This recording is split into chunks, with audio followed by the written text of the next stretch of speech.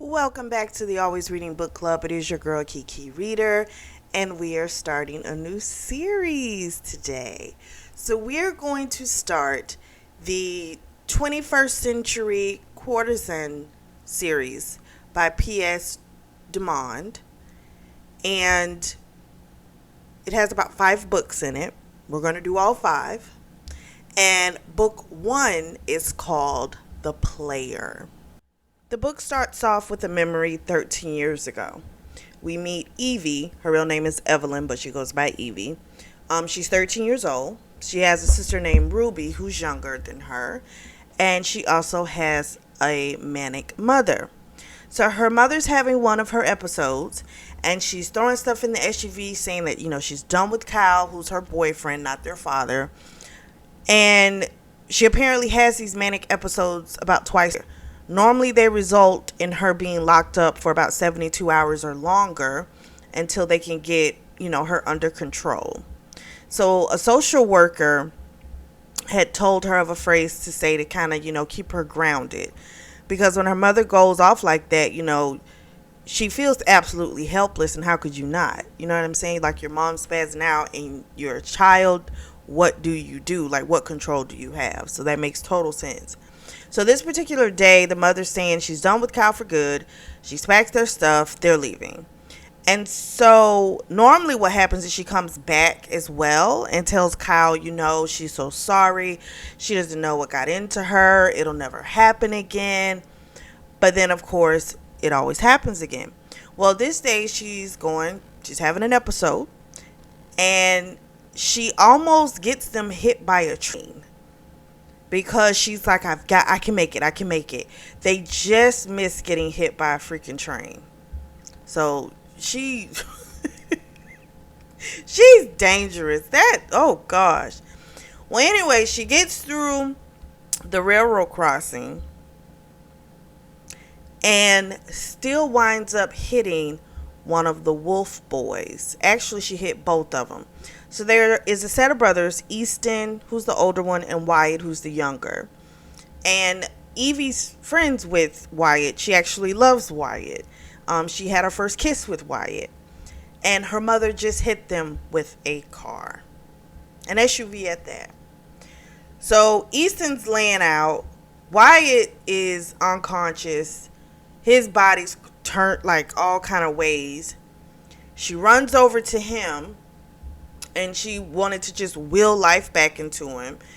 It was absolutely crazy. The paramedics get there. They wheel him off. And that's all we know. The Easton guy is pissed and says something to her like he hates her. And I'm like, she didn't hit you. It was the mama. Like, I would expect him to say these things to the mother. Not, Evie. Like, she was just in the car, We fast forward 13 years later. Evie's now 26 years old. And we find out that about 2 years ago, she started working for My Maison agency, which is an escort agency.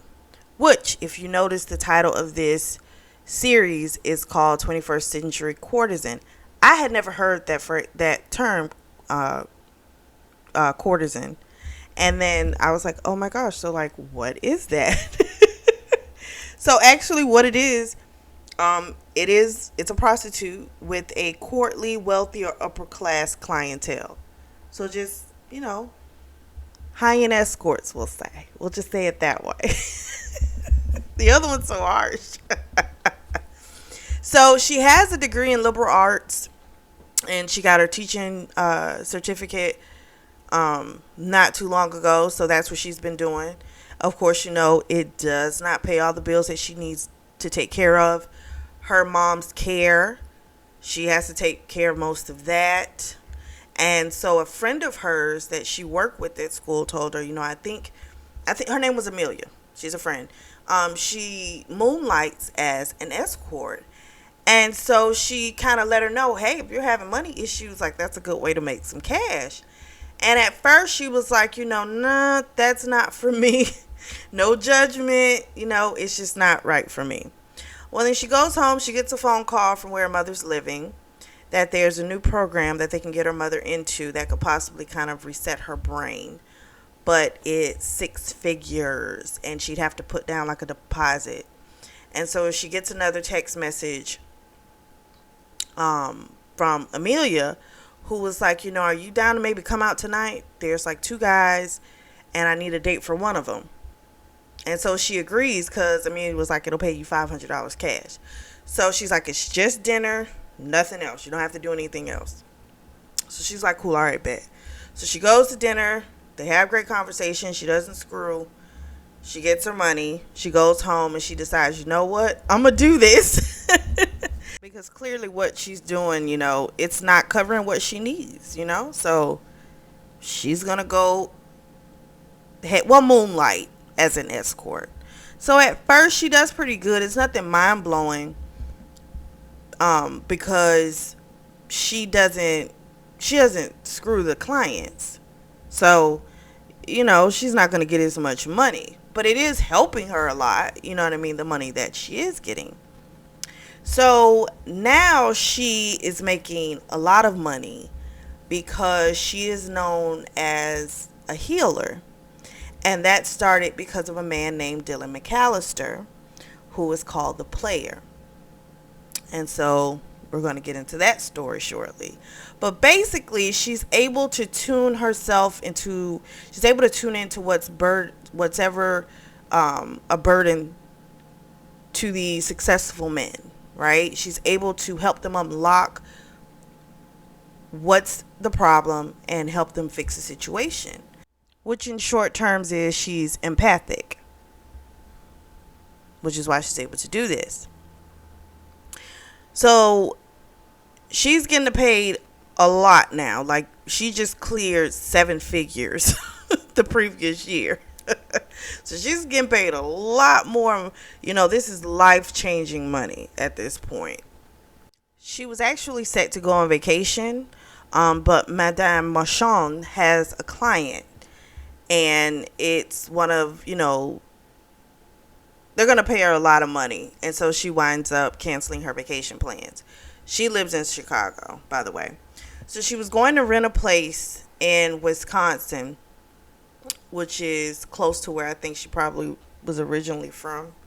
Because I want to say it was either Wisconsin or Michigan, someplace like that, where she grew up. They moved around a lot, considering how her mother was, but that's where she spent a lot of her childhood time. She was gonna try and get her mom to come and like spend the weekend with her, which would means she would have to get her out of the home she currently lives in. But she's just like, you know what, we'll just have to do it another time. So then we go back about 2 years. So we just went past, present, back to past. So we go back to about 2 years ago, and she gets this envelope to meet the man Dylan McAllister. He comes from a super rich family. They are the mega church rich type family. So his father's one of those types of pastors. However, Dylan is a gambler. So that's the reason he's called the Player. He wins a lot. And so he has money in his own right. But because he was a gambler, he had gotten married. And about 5 years ago, he got a divorce. And that's all we know so far. Okay? So Dylan leaves her a handwritten note. And it basically says that, dress in something really nice. Maybe bring a wrap. It could get cold. And that he's, basically looking forward to meeting her. He wanted her to read a certain book before coming. He wanted her to be able, converse with people well, with intelligent, conversation. But the girl has like a master's in like liberal arts and shit. So I think, she can converse. I don't, just saying. So she likes how he looks. He took the time to write this handwritten note as well. And so that, of course, is appealing to her. She doesn't have anything to wear. So she calls Amelia. Amelia does have sex with the client, so she does get paid a lot more money. So she doesn't have any real debt, and she has like this really nice condo. So she goes over to her place, and she finds this really great red dress, and we find out that Victoria, who is also one of the escorts there, was initially supposed to go on this date with Dylan, but she declined apparently. But Amelia was like, it doesn't mean that he didn't pick you first. You know, Madame normally pushes certain people on the clients, especially if they're paying her like an additional amount on the side. So, which would make sense, you know, like if I can get whatever the, fee is for just you doing this on top of some other money, yeah, she's going to push those girls up front. Makes total sense. It's business. Total sense. So now Evie thinks, that's kind of unfair, but I'm like, but at the same time, you understand that you have to do more to get paid more. So, like, you're not doing anything to get more. I mean, I'm just saying, you're not fucking, so you're never going to get paid what these other girls are getting paid, because you're not doing one of the things that will get you the more money. So I was kind of like, girl, if you want more, you're going to have to do more. That's just pretty much how that's how that business would work. So then we have her going back in her memories, and we find out, again, well, we already knew this. She can feel what other people feel. So when she was at school, this girl was cutting herself. She was a cutter. And she could feel the pain in her leg where the girl was cutting herself. Same thing with the janitor who felt like he was in pure despair. She could feel it. So she has a tendency of taking those feelings of those around her. It hadn't happened in a really long time. She thought she had found a way to kind of suppress it. So she goes to meet Dylan. They have great banter back and forth. Very easy conversation. And she's going to go in and meet the other players at this game. And he kind of lets her know, listen, the Wi-Fi is blocked. It's going to be cold. You're probably going to be up all night. It's not a glamorous thing. And she's like, that's fine. I'm all in. He leans over and kisses her. And, of course, it gives her all the feels. He gives her a diamond horseshoe necklace. And then they go into the game. And pretty much it wound up being pretty close to that 24 hours that she was there. They're going to have coffee galore there. And he gave her a little rundown before they started the game of the players and what they're like. One of them's a rich heir, a woman. Another guy, he comes from money, but he's like expanded the business into all type of things, including like fast food chain restaurants. So they go through this whole thing. The buy-in for this game is $50,000. And I think she said the cheapest chip was like $5,000. So this is like high stakes go poker. And so by the end of the 24 hours, he is 30,000 up. So he made back the $50,000, but he only won 30,000 on top of it. So he didn't lose, but he didn't do as good as he normally does. So they leave and they headed out, and the fast food chain guy looks at her, of course, like he wants to just eat her up. And she just looks at him like he's just fat and gross. Not attractive. He just seems sleazy, So they get back to the hotel room, and she's thinking like, okay, she is going to do this. Dylan McAllister is going to be the first person of her clients that she's going to sleep with. And it's actually been a couple years since the girls even had sex. So she's really only done it like with one person. And that was when she was in college a couple of years ago. And it was with someone she thought, they were together, but then found out his roommate was actually his girlfriend. So she hasn't done anything since. So he's all hot and heavy, but then it changes, and he told her thank you. He said thank you for the night, and, hope you get some good sleep. And she's kind of like, what the heck happened? Like, they were so hot and heavy, and it's just all of a sudden he stopped.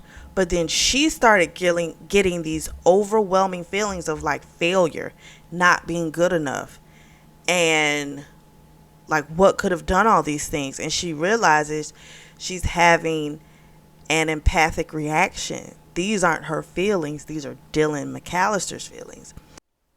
She leaves, and of course she's feeling rejected. She doesn't like that she's feeling all of these feelings either. So she gets back to her apartment. She gets a phone call from Madame Marchand, and old boy Dylan is requesting her this coming Thursday. And he's like, I understand if it's too soon, but girl sends that text super fast. Yes. So she goes to lunch with Amelia and Victoria.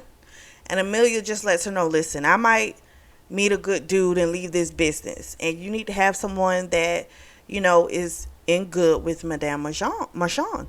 And Victoria is the top bitch. So Victoria comes over. They actually really nice time, nice exchange, and she invites him to a party she's having later that week. So she gets ready for the date by going to a thrift store, finding country club chic, casual chic, which is what he told her to wear. And she's gonna have to take a train to St. Charles. So she's leaving out of her apartment. She gets her mail, and it's a lot, so she doesn't go through it at that time. And she has a letter from someone, doesn't have a return address, no name, but it just lets her know that they call her Evelyn, and they say, basically she brings a smile to their face when they see her on social media. They know it's weird that, they're corresponding via writing letters, but they're kind of old fashioned in that way. And then it's signed, your fan. So girl got a little stalker. So she gets to St. Charles. He has a poker game. She gets one of those empathic events, and she starts to feel what he feels, which is like shame, bitterness. A lot of stuff going on with him.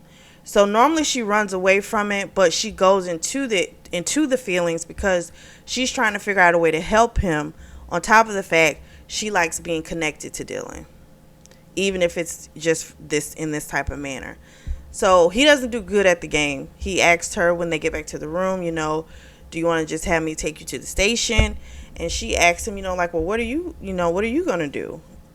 And he says, probably, call my mom, get out, look at nature, And she asks him, you want some company?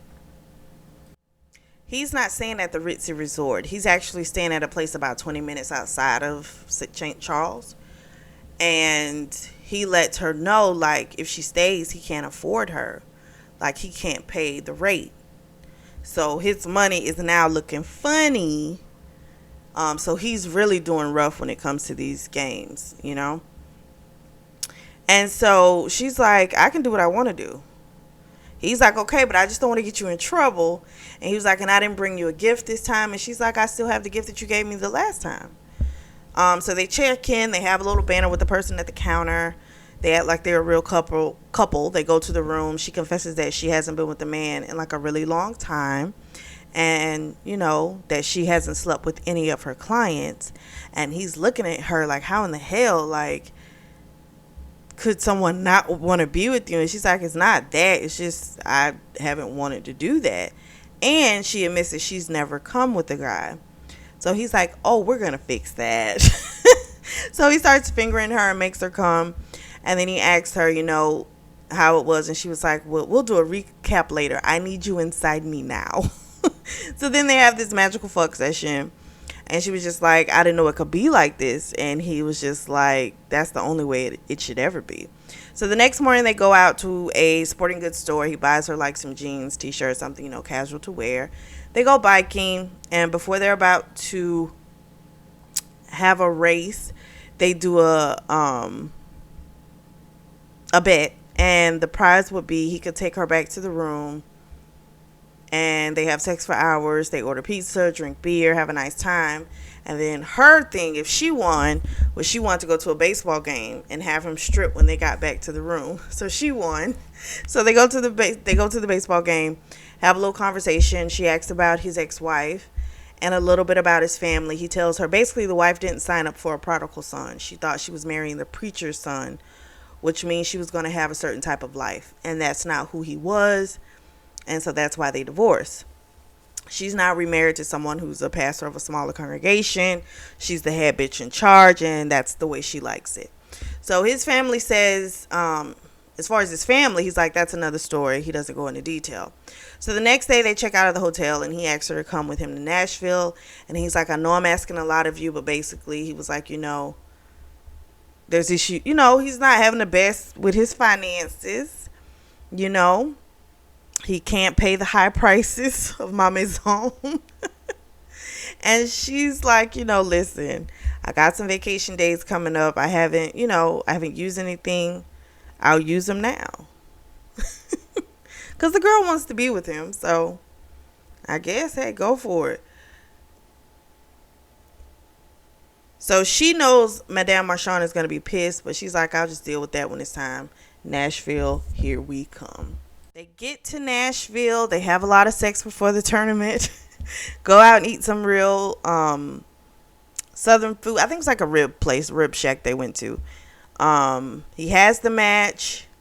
She catches up on some text messages. Amelia has texted her, wants to get together, and her sister Ruby has texted her, wants to know if she can stay with her when she comes into town with her boyfriend Joe. Ruby's in college, by the way, and she helps pay that shit too. Like, girl got a lot on her shoulders. So she was like, Joe, meth head Joe. And Ruby's like, texts back, he doesn't do meth anymore, just weed. So clearly this is her whole trip. So then Madame Marchand texts her and was just like, call me. She doesn't call her, but she texts her and she says, you know, she's under the weather. And so she was like, well, eat some soup, you know, take some vitamin C, whatever, and get a lot of rest. So he loses 50 grand at the game and he's bummed. They leave from there. They go back to the hotel. They have this extreme hot fuck session. He watches her make herself come, and then he like slams into her. It's just another mind-blowing orgasm. But before she comes again, she does say to him, no, I'm sorry. He says to her, I think I'm losing it. And she said to him, you're not losing it. And she's like, you know, in her brain, she's thinking like, you know, she would fuck him regardless if he was broke or not. But I don't think that's what he was saying. I think he was saying like he's losing it. Like I'm sure he's lost a lot of money. But I think he was saying like he's losing his mojo. You know, he's losing the ability to play the game well, you know. So he tells her that, you know, this is like the next day. And he's like, you know, it's about time for her to leave. And she's like, you know, you don't want me around anymore? And he's like, no. I love having you around, but, you know, I know you have to go. And I don't want you getting in any more trouble with Madame. And she's like, listen, I can deal with her. You don't need to worry about that. You know, I want to help you. So he agrees for her to go to the next game. It's going to be in Memphis. So when they get to Memphis, she tells him about the fact that she's empathic. And he doesn't understand that. And he's like, I don't need your sympathy. Because he's thinking, you know, sympathy, you know. But she explains to him what it is. And she was able to prove it when she described what he felt when he lost that game. And he was like, oh my gosh, like you can really feel all of that? And she's like, yeah. And she's like, I'm thinking it's something from your past that we need to try and figure out. And if we can figure that out, you can conquer it and you'll be able to get your game back. He's excited to like try, you know, but then her thought also goes to the fact that, okay, once this is done, like what if she's is all over? So he loses the game in Memphis too. Damn.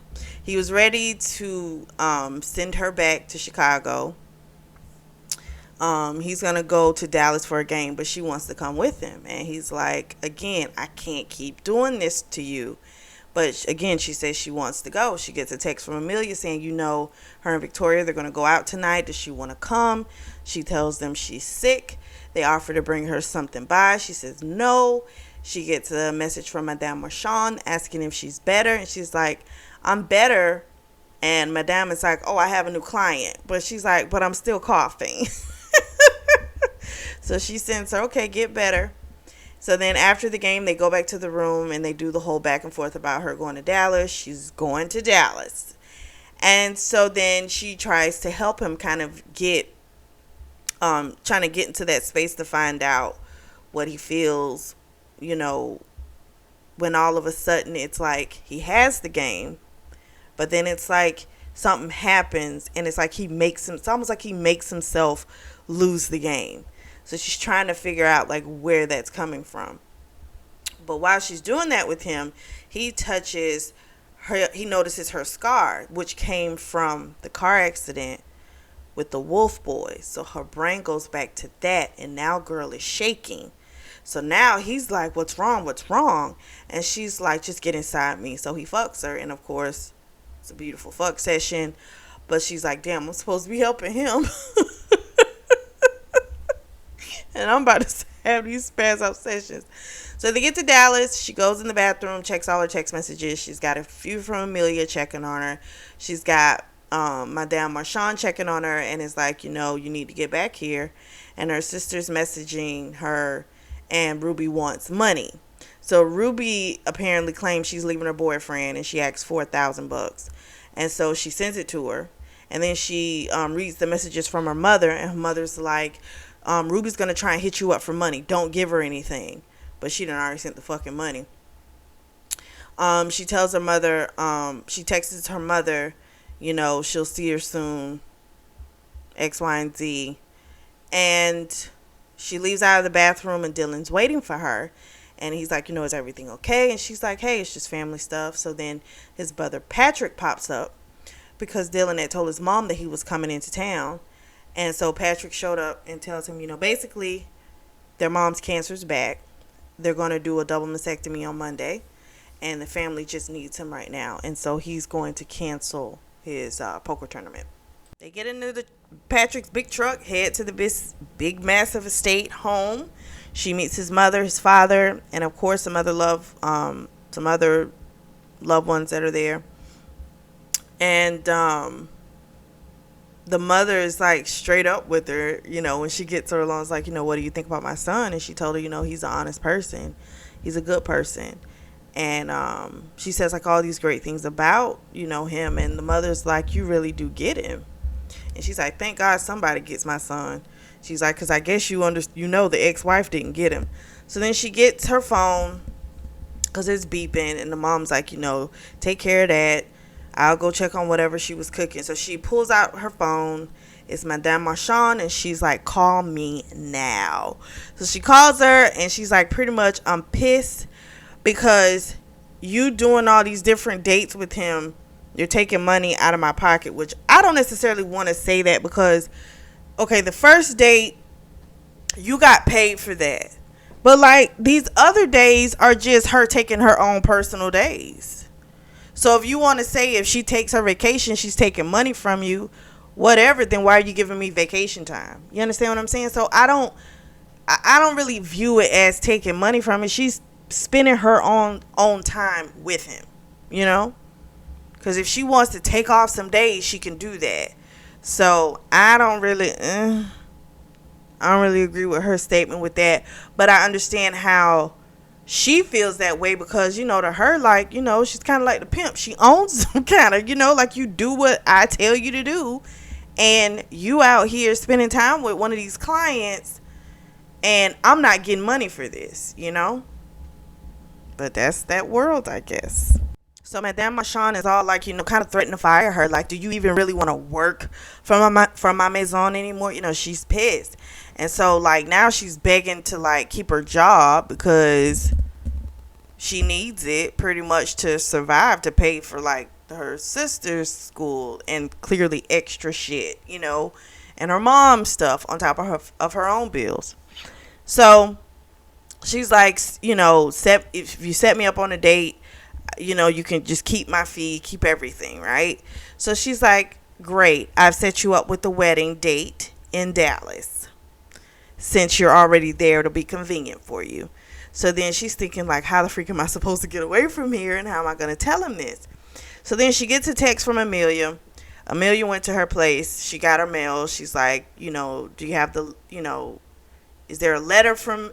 No, Amelia told her, you got a letter from someone. And she was like, yeah. And she's like, send me pictures of it. So she sends the pictures. The letter saying, how they saw her post from last week on Instagram where she was at a baseball game and how beautiful she looked with no makeup, carefree. And, how, she takes care of herself and that, he'll keep an eye on her place. And so she texts Amelia like, are you still at my place? And she was like, yeah. She was like, are you alone? Because she had told her originally, bring someone with you. But Amelia went by herself. So then she texts her back, get out now. Because now we know, like, dude knows where she stays. Which he has to know where you kind of stay anyway because he's sending you letters. He seems to know you're out of town. This is crazy. So she goes to an event. It's like a church picnic. Like the next day, one of Dylan's high school classmates named Becky comes up to her. And she's like, oh, I didn't know Dylan had someone. And she's like, okay, yeah, well, he does. And so she's just kind of trying to like find out, well, how did you meet? Did you meet through a service? Like, she was just super nosy.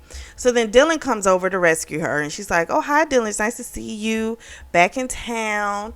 And she just lights up. So clearly she likes him. And before she left, she said to Dylan, did I tell you that I got divorced? And I was like, damn, these vicious are bold and vicious. Because she's just said that in front of the female to let you know I'm available. So she leaves and they go out on the boat, her and the family. They have a great time. The mom kind of snaps a little bit because the dad was trying to get back because he was going to prepare for some meeting for a convention that's coming up. And the mom was just kind of like, I don't know how much time I have. Let's enjoy each other while we can. And the dad was like, I thought you didn't want to talk about that this weekend. And she was like, well, I don't know how long I got to talk about anything. We might as well get this all out in the open. And so Dylan says, Mama, I'm sorry I stayed away so long. And his mom says, you're forgiven. So later on, Evie and Dylan, they're in their little cottage. Because, it's like a massive house. It's an estate. So they're in the little cottage and she wanted to kind of finish that whole empathic type of situation they had started in Memphis. And so we also, before I forget, on the boat when she was talking to Patrick's new wife, if I'm not mistaken, we find out the reason Dylan's marriage ended is because Patrick fucked his ex-wife Dixie. And Dylan found out and was like, he was done. He divorced the hoe. So apparently Patrick was like, he got really drunk, and that's the only reason why he fucked her. So that was why he left. So he's blaming himself because he stayed away so long. During the time that he stayed away, it's not like he never called his mother and never came around, but it's like because he stayed away, she got sick, and he blames himself for her getting sick. So it's almost like he's making himself lose because he feels like he doesn't deserve to win.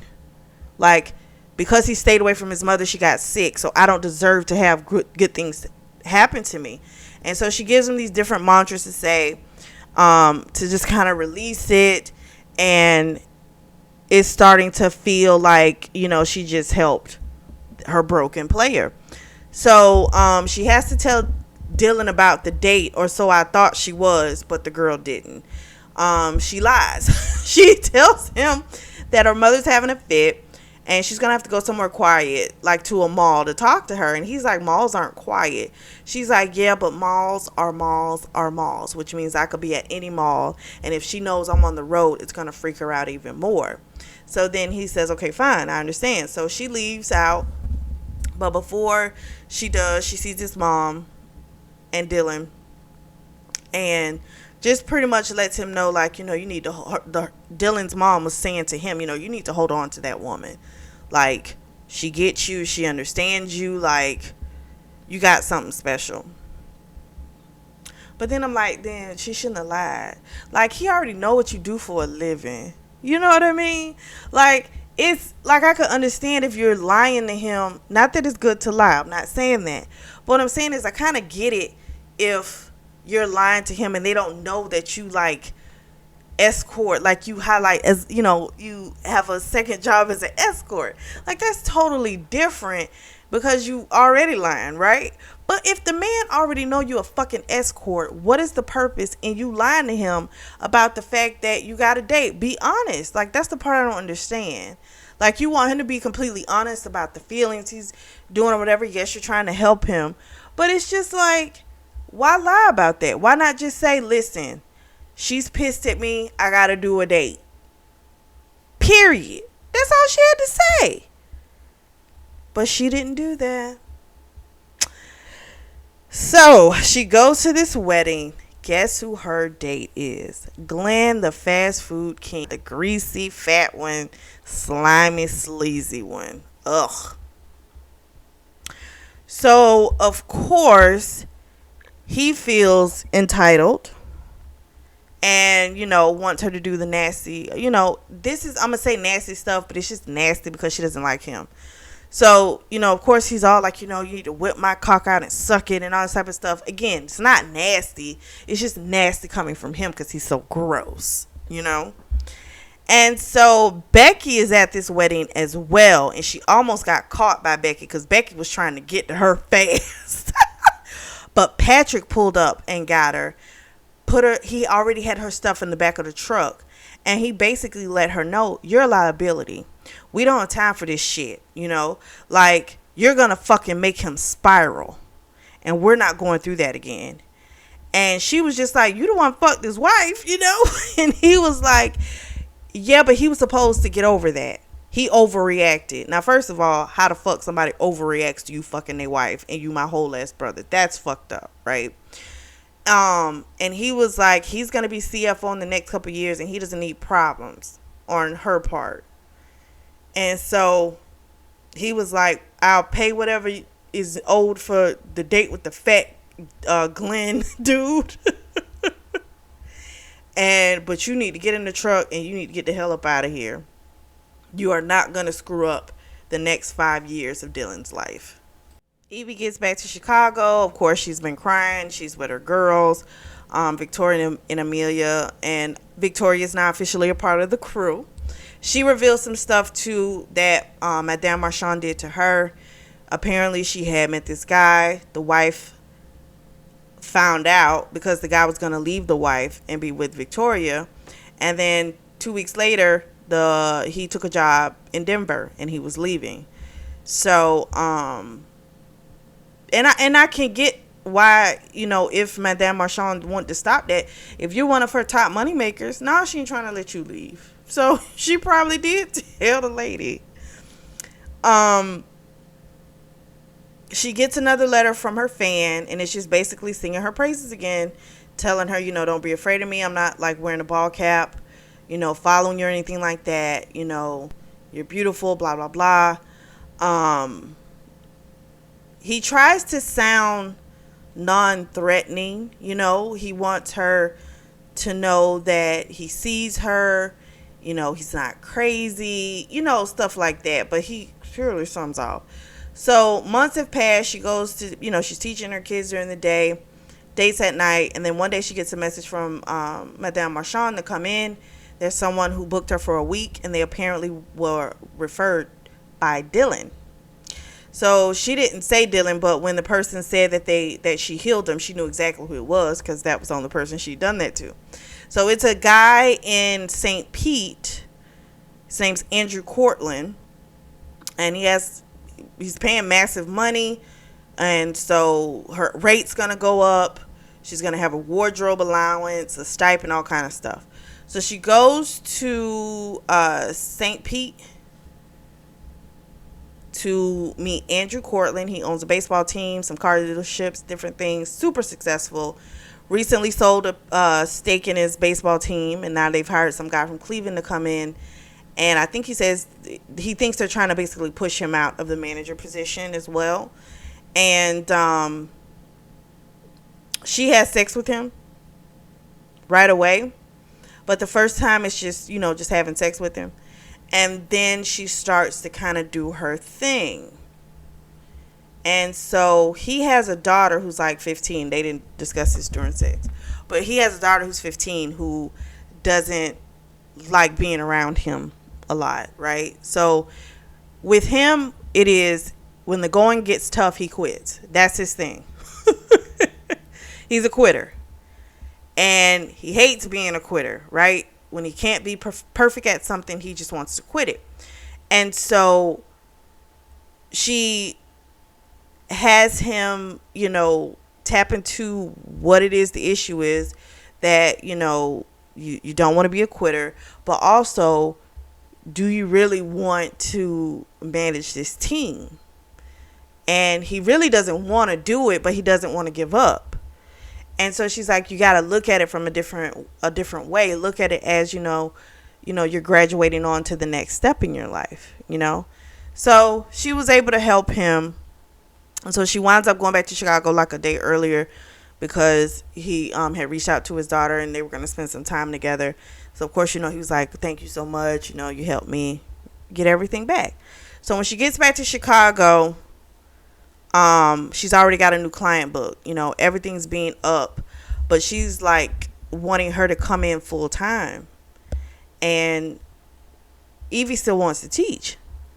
But Madame Marchand is like, listen, you could teach Sunday school or like an after school program, But like we can do life-changing money because she had like pulled her credit report. She's like, we can do life-changing money. We can erase all this debt, We can really, this is something you should really think about. So she talked it over with her girls and they're like, do it, but definitely have a lawyer look over it. She also has been seeing a therapist because, again, you dealing with people's emotions, especially, you empathic, you feel shit, you take on those emotions, so she has to be able to navigate that as well for herself. So then she gets a call from Dylan McAllister. He's booked her. It's been a little over 3 months later. He wants her to come to Vegas. And yes, old boy can afford the new rate. She goes to Vegas, and guess what the name of the hotel is? It is the Wolf Hotel. That is too much of a coincidence. So she meets up with Dylan. We find out that Easton Wolf, the brother of Wyatt Wolf, who was also injured, he is the owner of the hotel. He apparently was like a wonder kid guru, and after that horrible accident, he became like a millionaire as soon as he left Stanford, creating something. But Dylan told her, like, if you don't feel comfortable here, because all she said was like, no, I just know him from when I was younger. But he's like, if you don't feel comfortable, like, we can leave. And she's like, no, it's okay. It's just I've known them from a long time ago. It's fine. So basically, they just spend the next couple of days celebrating because he had already played the game and he won $100,000. So he just wants to celebrate with her because she's the one that gave him his mojo back. So they go to a jewelry store. He wants to find a matching earrings to go with the necklace that he bought her. He finds some earrings, but he's also looking at engagement rings. And she's like trying to call him over to look at the earrings. And he's like, okay, you like those? We'll get them. And everything, of course, feels right with him. It's wonderful. They get back to the hotel, have a great fuck session. And then he tells her to do something. And she says, what? And he says, I need you to cut your hair. So then she's like, what do you mean cut my hair? Like, why? She's been growing her hair since that fateful day. But no one knows that. So she's got super long hair. He said that a man told him that he had heard about this escort in Chicago who has these skills to heal men. Well, apparently this guy has been down on his luck, but he wants to share Evie with other men. So he wants to have an orgy with her. And Dylan's like, it's not safe for you. You need to cut your hair. Just do it for me. So she's like having a damn near meltdown. And he tells her how he was looking at engagement rings, but, they can't do it at this time. But he does love her so much. She finally agrees to do it, but he has to be the one to cut it. And he has to do it now. So he cuts her hair. It's traumatic. Her thoughts go back to that fateful day. He cuts it about to her neck. They have sex. She leaves. And when she gets to the lobby, she sees a man and his groomsmen. And the one has a noticeable limp. And it is freaking Wyatt Wolf. She doesn't say anything. And then she feels an arm on her, and it's Easton Wolf, and he is seething. He tells her to get the hell out of his hotel. She isn't welcome at any of his hotels. He tells her she's not going to ruin his brother's big day because he's getting married. He tells her Dylan McAllister can stay here, but she has to go. And so she stumbles out of the hotel. So then that lets me know he knows she's with Dylan. Because she didn't come downstairs with Dylan. Nothing. So how did you know that she was, like, how? So this is some stuff. So she goes to a drag bar, gets drunk, tells the drag queen, I think she was dressed as Jane Mansfield, of what happened to her, and she's ready to leave. She heads out to the on a red eye flight back to Chicago. We come back to the present, and which is why 2 years have passed. She does still see Jake every now and then. And he always says to her that he's going to put a ring on her finger. And she's just like, whatever. She loves him, but she doesn't really put too much focus on it when he says it. She still visits his mother from time to time, but she doesn't tell him about it because her friendship with his mother is separate. It's their own special friendship. And she's going to have that whether she speaks to Dylan again or not. And then one day she comes back from doing her errands, and she's got a flight the next day because she has to go meet this movie star. He's going through some stuff. She's got to help him unlock some things. And so she goes back to her place, and her door isn't locked. And she's like, I thought I locked it, but maybe I didn't. Maybe I was rushing, right? So there's a note, and there's a box. And it basically just says, you've become, very boastful. You had beautiful hair. You cut your hair. You don't have a covering anymore. Bible scripture in there about that. All kind of stuff, right? And he's like, I've waited 2 years to say something to you. You've changed as a person. You're not the same as you were before. And I was just like, this is a little crazy. Then there are pieces of her hair in the fucking box. So I'm thinking it could be Dylan, but maybe it's Easton in some kind of crazy way. Maybe it's him, or maybe it's Wyatt. I don't know. The next book in this series is called The Movie Star. We're going to dive into that. Now, I don't know when we're going to find out who the fan is, because we got four more books to get through. So but I am so excited to find out who it's gonna be.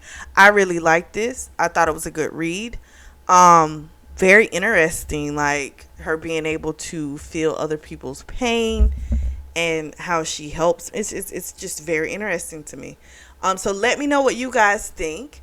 Drop down in the comment section below and let me know. Make sure you like and subscribe this video and all the other videos. If you are in the market for a beautiful journal/notebook, I do have some of those on sale, and that link will be available down below in the description section. As always, I truly do thank you all for your support, and thank you for tuning in to the Always Reading Book Club.